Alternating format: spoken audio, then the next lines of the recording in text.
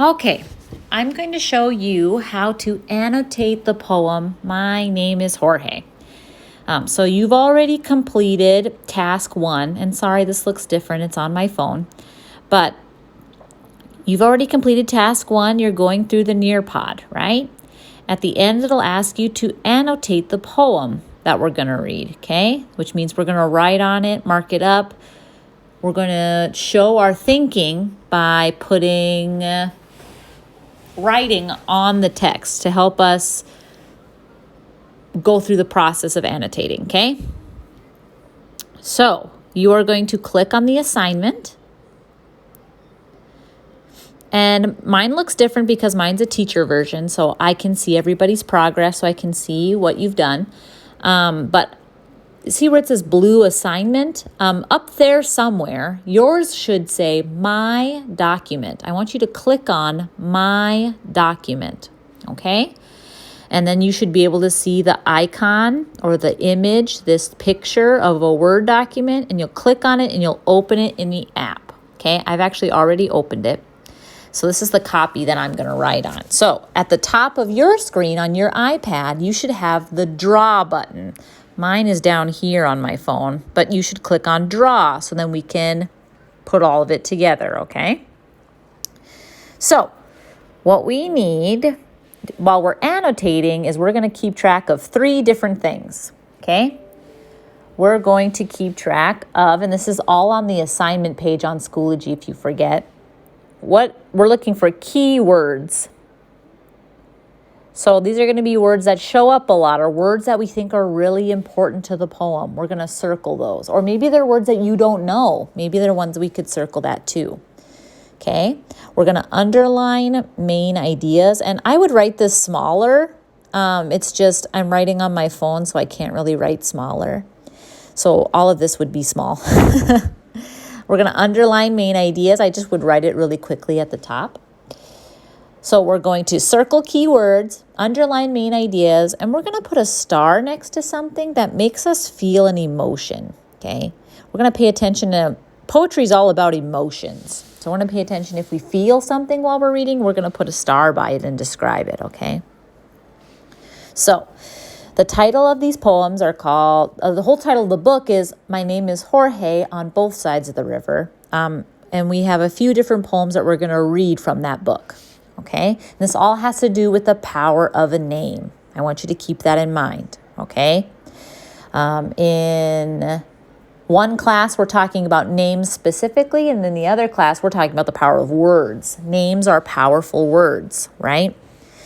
Okay, so the poem goes like this. My name is Jorge. My name is Jorge.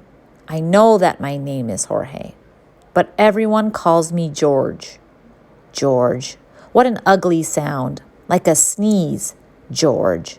And the worst of all is that this morning a girl called to me, George, and I turned my head. I didn't want to turn into a sneeze. Okay, so we can definitely tell that this writer is very young, right? Because he thinks he's going to turn into a sneeze. Some words that pop out to me, his name shows up a lot. And then the name that he doesn't want to be called is in here. Everyone calls him that. I can tell he doesn't want to be called it because of this worst, right? I can tell he doesn't want to be called George because he doesn't want to turn into a sneeze. So if I'm looking for main idea, what's this poem about? I think he doesn't want to turn. He doesn't want to be called the wrong name. So I'm going to underline those two, okay? So, something you might star is that when someone calls you the wrong name, right? What feeling are we feeling when someone calls you the wrong name? It might be angry, it might be sad, it might be disappointed. You might not feel like you're seen, right? Okay, we're going to go on to the next part of the poem. Invisible. If I stay very still and breathe very quietly, the magic happens. I disappear, and no one sees me, and no one hears me, and no one even thinks about me, and the teacher won't call on me. It's very safe being invisible. I'm perfect.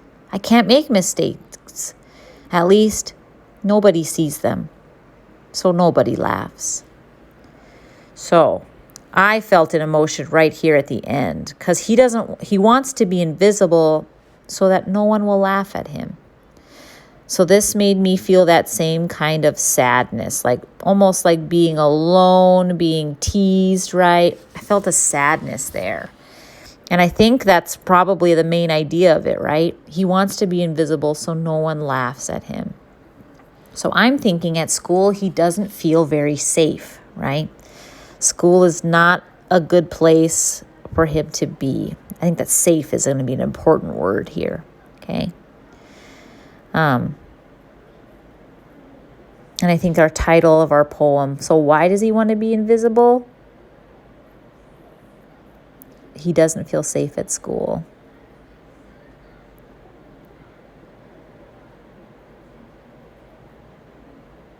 Put good at school. Okay? So that's where you're going to go through the poems, okay? That's how you're going to annotate. There are a few more poems down here. And I want you to pay attention to them, thinking about the power of words and the power of a name and what it all means. And we'll talk more about these poems when we come back next week.